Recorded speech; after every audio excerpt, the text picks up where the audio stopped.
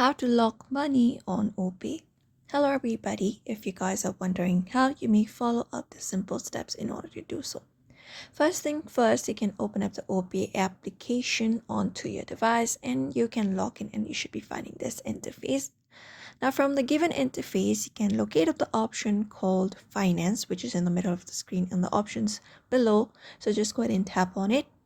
And then once you head over to Finance, the next step you need to do is from the given options, wealth, targets, you need to locate up the option called fixed, which is right under targets. Just go ahead and tap on it. And once you tap on it, you may read up the policies given up here, which is lock funds, good returns. You can just go ahead and read these policies, terms and conditions, and then tap on create a plan. After that, you can check mark this I have read and agreed to the terms and conditions and privacy policy and confirm it. Once that is done, you can go ahead and create a plan for how much time you would like to lock your money on Opay.